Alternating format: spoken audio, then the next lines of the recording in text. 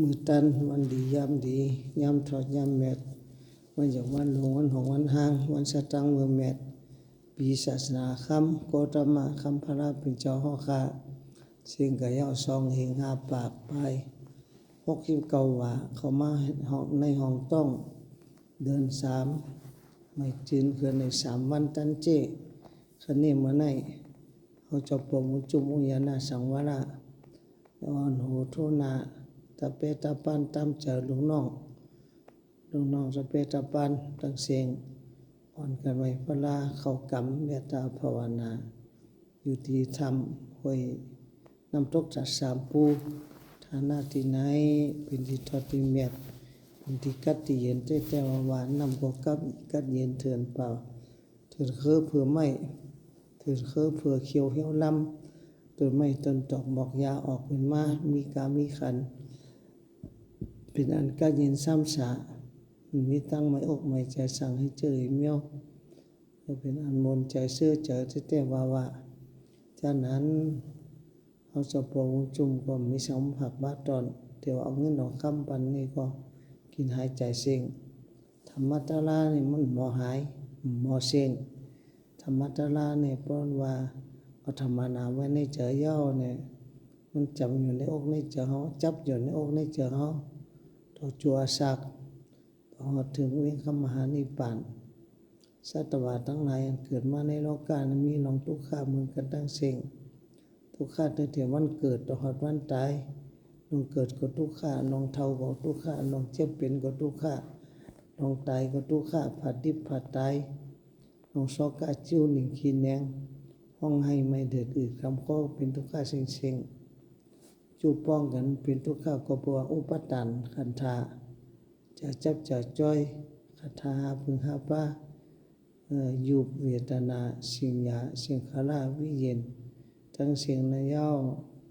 ปัญหาในทุกขาขันเจอสร้างแด่อยู่ในโลกาสามปางลงในตัวรูปพระราเป็นเจ้าพระขสุนิพพานก็ย่อสี่สุสีป้ายย่อพระราเป็นเจ้ากักุสันทาก็นิพพานย่อพระราขวนากัมมนาก็นิพพานไปแปดห้อยย่อพระราเป็นเจ้ากัสสปะอันนี้ก็เขานิพพานไปแปดห้อยย่อย่ำเดียวเป็นศาสนาพระเป็นเจ้าโคตมะนี่ก็อนิพพานไปแปดห้อยย่อยังตั้งไว้ศาสนาหาหินปีเมืองพอยังจังกำจอมนี่ก็จะได้พ้นทุกข์ข้าในวัฏสัมสาระย่อซ้ำไปพระราอันเป็นน้องลาดินเปิ้นที่ว่าพระราสิริอาริยเมตยาเจ้าอันเตมาสอดพิสังสกลที่ปอปังมาแทง10 ล้านปีทั้งหน้าเจ้าที่ปอปังมาเมตตาปัญวิยาสัตวะตั้งเสียงให้ได้พ้นทุกข์จากนั้นสู่เก่าเฮาหาเจ้าข้าทั้งเสียงตั้งลงตั้งหลายมีกุศลอย่างมีบุญนำมีปรมีทุนำจูเวียงคำเวียงแสงยานเสียตั้งแหนงทุกข์ลงเกิดลองเท่าลองเจ็บลองเป็นลองตายในโลกาลงในมีเจตนาศรัทธาฝึกจินเขาเสอไว้จะฝึกมันจึงหนาวไว้จะขาวมันจึงนุนเสียเลยยุ่มยำนับถึงที่กุมกุนบุญเงาพระราเมตตราเมตสังฆาเมตปอบเมตสาสมาเมตเท่าจะได้อ่อนกันนับยำกันอ่อนกันไว้อ่อนกันสาดูหันดุมลามวยจอยเตยหันปอมเมปีน้องคนเฒ่าคนแก่ศักดิ์ศรีมีผ้าก็ซ้ำอยู่มีจะเมตตากรุณามุทิตาอุเบกขาเนื้อกันมีกายกรรมเมตตาวจีกรรมเมตตามโนกรรมเมตตาเนื้อกันว่าไต้ว่ามันว่าเข็มว่ากะลามว่าไทยว่ายนอาขาดังมูเซอปลองตองโยคุมิเมียวกุภาษามีจะเมตตากรุณามุทิตาอุเบกขาเหมือนกันตั้งเสียงตัวอยู่ดินอย่าไปเลยให้ตัวอยู่ไปไม่อย่าไปเลยโคปูอ่ำจำน้ำอ่ำคุณมีเจ้าอ่อนเมตตากรุณามุทิตาอุเบกขาเพ่งกันตั้งเสียงในโลกาในมันจะกัดเย็นเซมีลองเลือดลงไม่สังยามเดียวเป็นกิริยุกสุกาบเป็นกับลงสามป้าเป็นมากุไผ่กุตังกาบอันเป็นยอดกาตายนี่ก็มีกาบอันอึบเข้าตายกาบอันเป็นตึกโตกันตายนี่ก็เป็นมากุไผ่กุตังกุวันกุเมืองเตยาวดีกูแต่ในโลกาลงใน นี่กูเมืองกลางดีจางเมืองก้นอันมนเชิญล้นอำหันมีติเฮงเหนอลอมต้วยตั้งเหนอก็เป็นเพก้อยกำในเขาป้อยหมาสาหามก็ในกะเป็ดปะเหี่ยวหามเอาก็นาเป็ดปะเหี่ยวสังเคียงพวกพนันเปิดซ้ำที่หามเอาห้ากะเป็ดกลางปะเหี่ยวสังเคียงเทียงยาวนอนพวกพนันเปิดก็ติมาหามเฮาเป็ดปะเหี่ยวสังเคียงพอตายมาพวกคนเฮาตายมาเนื้อหนังก็กินได้หลัวเมื่อเป็ดผมเมื่อธรรมนาก็เมื่อจุดไฟเป็ดก็ย่อมันมีร้อนมีแกนสังยุบก็มีร้อนมีแกนเวทนาก็มีร้อนมีแกนสัญญาก็มีร้อนมีแกนสังขารอันครึ่งปองก็มีร้อนมีแกนวิญญาณใส่ใจเฮาก็มีร้อนมีแกนเป็นอันปลอดลิพังห้ามได้เกิดไม่เอาเท่าแก่เสียเกี้ยนเงี้ยนตายอย่าอยู่เป็นไรอย่ากินเป็นไรอย่านอนเป็นไรอย่าไปเท่าเป็นไรอย่าไปตายเป็นไรคัดเจอแสงเฮียงคัดเจอแสงเฮียงดุมลาพระราชราสังขารศาสมาพ่อแม่คัดเจอแสงเฮียงเหตุการณ์ดีการแมทการตาหน้าการศีลการภาวนาสมถกรรมฐานวิปัสสนาญาณอันยักด้วยเนื้อยุบเนื้อนามขันธาอายตนะธาตุปฏิจจสมุปบาทลาอันเดียวกับมันกึมมังเหี่ยวอันถึงอนิจจสัพพะทุกขสัพพะอนัตตสัพพะได้เป็นสัพพะตระสภาวะตระสิ่งอันเดียวกับมันกึมเหี่ยวก็เอาสติญาณเกี่ยมตัวหนึ่งในกูลงทุกขะพอมีสติตระนิเดียตั้งทุกขะหาที่สุดนำในสัตวานเกิดมาในโลกานี้เป็นทุกขะเหมือนกันตั้งเสียงในเกิดเท่าเจ็บเป็นตายมึงเคยเท่าก็เลยเท่ามึงเคยเจ็บก็เลยเจ็บมึงเคยตายก็เลยตายพอถึงวันมาวันไฟวันมันนี่ก็ได้รับตาลาลูกได้ตายเป็ดลูกเป็ดมีตายเป็ดลูกเป็ดโผตายเป็นเงินเป็นคำใส่เจือใครพี่น้องเขาสืบจ้องถึงใส่สืบเผียวเมืองผ้าเมืองผีสืบยาวนำกระหือหนึ่งเลยก็เขาปึงอิงได้เพราะวันตายหอนมากเขาก็จะได้รับตายและตายเป็ดเงินคำเกี่ยวเสียงมีหลายล้านในโกดความพูดเอาได้มีกับกุศลกรรมกุศลกรรมมันเขาเห็นไว้ในก็ย่อที่จับจอมเฮามือภาวะจานาปานลื่นพอกุศลเขานำเขาก็ได้เกิดมาเป็นคนแทงอันนั้นได้เกิดเป็นคนผีนั่งผีได้สร้างปรมีแท่งเนี่ยพอกุศลเขามีนำก็กระตุกอะไรเอาวิจริงอะไรเป็นพิจูปิตาเป็นสัตตดิสันหมู่หมาวัวกายทุกขาขันใจสังเวก็ปวดกุศลอกุศลสองเปิงสองป้าในยามแต่ว่าสี่ก็หามสามก็แห่ก็หนึ่งนางแค่สองก็อ่อนกว่าสี่ก็หามเนี่ยเป็นดินเป็นน้ำเป็นไฟเป็นลมในหามเฮาเหมือนจึงงูเห่าสี่ตัวนั่นมาหามเฮาเป็นทัดสี่ป้าสามก็แห่นั่นคนนึงเป็นเจ้าของคนนึงเป็นเจ้ามองก็เจ้าเมืองก็เมืองเป็นเจ้าเสียงเหเป็นรอบห้าตัวสามมอห้าสามเปิงสามป้าในเหเฮาขึ้นเฮาลงเหเฮาเกิดเหเฮาตายสี่ก็หามสามก็แห่คนนึงนางแค่นี่เป็นเจ้าเฮาตัวเฮาเนี่ยมันนางแค่มันนางพื้นก็เจอนั้นมาไปนางแค่คนนึงนางแค่สองก็อ่อนกว่ากุศลกรรมอกุศลกรรมมันกว่าก็ย่อเพื่อตั้งดีก็กุศลกรรมตั้งนี้อ่อนกว่าตั้งนี้เพื่อตั้งให้ก็อกุศลกรรมตั้งให้นี้อ่อนกว่าฉะนั้นในกรรมศีลกรรมธรรมมีเจอเมตตากรุณามุทิตาอุเบกขาในกันศีลห้าข้อในก็คือได้เกี่ยงกรรมสีมันปันแก่นหังเผามันป้องหมอไปป้าศีลธรรมในน้ำตาตกย่ำผมมีศีลธรรมตนานห้ามในยามีคำมหานิพพานเมื่อเวอสักเปิ้นตายอย่าละคู่ของนายเปิ้นอย่าปีปองคนนอนข้างอย่าไปเป็ดแนนบาปอย่าตับกินเหล้าเมายาหาขอในดีแก่งคำไม่ต่อโจสุดปานเป็นการดีการแมดอ่อนหอดนุ่งผีถึงดีนิพพานอำห้างได้ย่อยก็ต้วยตัวเฮาตัวอสุภะตัวเน่าตัวมักเขาในเมื่อไปตายนี่ก็เป็นตัวอสุภะตัวเป็นพอตายก็ย่อก็เป็นอสุภะตัวตายตัวเน่าในตัวในคิงเฮานี่ก็มีปฐวีติโจอาปวายอดินน้ำไฟลม มาจุดตุเหมือนห้องสัตวะว่าเป็นสัตว์สมมุติสัจจะเป็นสัตว์เป็นคนสมมุติสัจจะปิญญาว่าเป็นคนยิงเป็นตุกเป็นคนใจเป็นมุจเจ้าเป็นตะกาสมมุติปิญญาต่างจื่อต่างเสียงว่าจะนั่นก้อยปฏิวัติแต่มันมียิ่งมีใจมีขิงมีนายเป็นยุบธาตุนำธาตุหลายๆยุบปรมัตถ์นำปรมัตถ์ปรมัตถสัจจะหลายๆแล้วก็มันคุ้มสังเมียวห้อมเปลี่ยนเสียงนึกเมื่อใดมันเหมือนเจอเฮาจังว่าอนิจจามันนำเมอำเจเปิงสังนา